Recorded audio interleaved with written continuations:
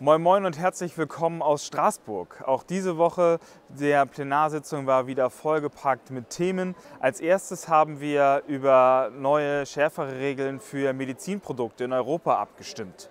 Wir haben damit die Konsequenzen gezogen aus Skandalen mit medizinischen Produkten, wie zum Beispiel mangelhaften Brustimplantaten oder nicht funktionierenden HIV-Tests und haben hier für Patientinnen und Patienten schärfere Regeln eingeführt. So werden zum Beispiel Kontrollen mittlerweile bei den Herstellern unangekündigt stattfinden und auch die kontrollierenden Stellen sind härteren Regeln unterworfen. Es gibt stärkere oder bessere Regeln für das Personal und für die Qualifizierung der Kontrolleure. Ich finde, dass diese Schritte sehr wichtig sind und damit die Patientenrechte deutlich verbessern. Ich habe dazu ja auch schon eine Rede im Plenum gehalten, die ich euch hier nochmal einblende. Und außerdem verlinke ich unten in der Beschreibung ein Interview mit der Tagesschau. Ein weiteres wichtiges Thema ist natürlich der Brexit. Und das Europäische Parlament hat diese Woche seine Position zu den Brexit-Verhandlungen beschlossen. Warum ist das so wichtig? Weil das Parlament am Ende der Verhandlungen dem Austrittsvertrag zustimmen muss. Und deswegen müssen auch die roten Linien, die das Parlament einzieht, eingehalten werden. Für uns ist dabei wichtig, dass die Rechte der Bürgerinnen und Bürger, die jetzt noch im Vereinigten Königreich arbeiten oder auch noch in Deutschland aus dem Vereinigten Königreich oder in Europa arbeiten, an erster Stelle gesichert werden. Für uns ist aber auch wichtig, dass das Vereinigte Königreich bis zum endgültigen Austritt tatsächlich mit vollen Rechten und Pflichten Mitglied der Europäischen Union ist. Das bedeutet auch zum Beispiel Zahlungen aufrechtzuerhalten und Freiheiten jetzt noch zu gewährleisten. Klar ist, es darf keine Rosinenpickerei geben und das stellt unser Verhandlungsmandat sicher. Daneben haben wir dem Bericht zugestimmt, der beschlossen wurde nach dem Dieselgate, nach den Skandalen, die wir mit falschen Abgaswerten hatten. Dort gab es einen Untersuchungsausschuss und dieser hat seinen Bericht abgestimmt. Darin wird unter anderem gefordert, dass es die Möglichkeit zu Sammelklagen geben soll. Diese Forderung finde ich aus Verbraucherrecht sehr sinnvoll. Zudem werden höhere Geldstrafen für schummelnde Automobilhersteller festgelegt. Auch das ist aus Umweltgesichtspunkten sehr, sehr sinnvoll. Leider haben wir uns nicht durchgesetzt mit der Forderung, eine europäische Agentur einzuführen. Das ist leider mit 7 Stimmen Mehrheit sozusagen gegen die Agentur gescheitert. Und schließlich hatten wir noch hohen Besuch im Europäischen Parlament hier in Straßburg.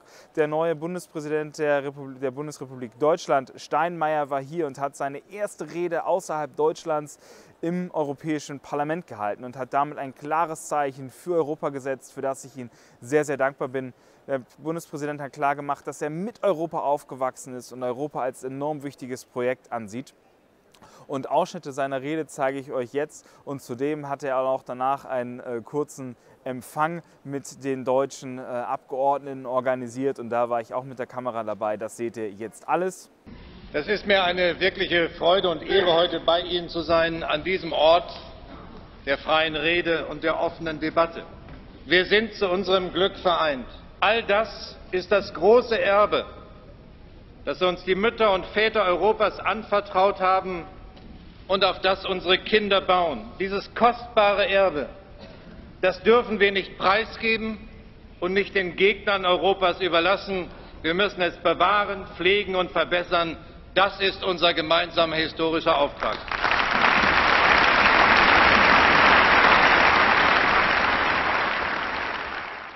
Und genau deshalb bin ich heute zu Ihnen gekommen. Ich möchte meine erste Rede, die ich als Bundespräsident außerhalb Deutschlands halte, nirgendwo anders halten als hier in diesem Parlament. In Zeiten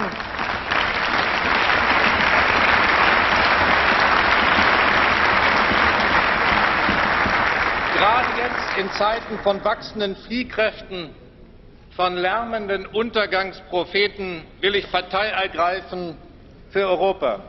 Als Bürger bekenne ich, so wie viele Bürger in diesen Wochen neu bekennen, ja, ich will Europa, und als Bundespräsident kann ich sagen, ja, die übergroße Mehrheit der Deutschen will Europa. Nicht den Rückweg in eine ungute Vergangenheit wollen wir, sondern den gemeinsamen Weg in eine bessere europäische Zukunft. Das ist die Perspektive.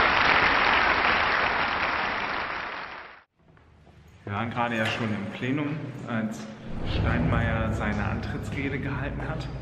Und jetzt gibt er noch einen Empfang für, ich glaube, für die deutschen Abgeordneten. Einen sogenannten Ehrensalon des Europäischen Parlaments. Und da gehen wir jetzt mal hin, indem wir vom 7. Stock, wo ich ja mein Büro habe, in den 6. Stock runterwandern. Und dann muss man gleich noch wieder durch so einen blauen Geheimgang gehen.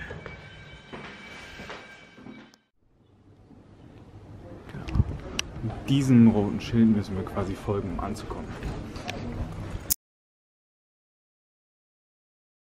Ich habe gerade rot gesagt, aber ich meinte natürlich Gold.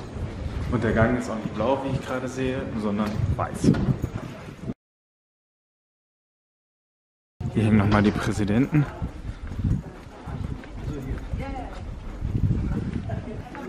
Ziemlich beeindruckend, finde ich. Also, dafür, dass hier sonst immer alles sehr funktional ist und wenig spektakulär, finde ich, ist das ja schon was Besonderes.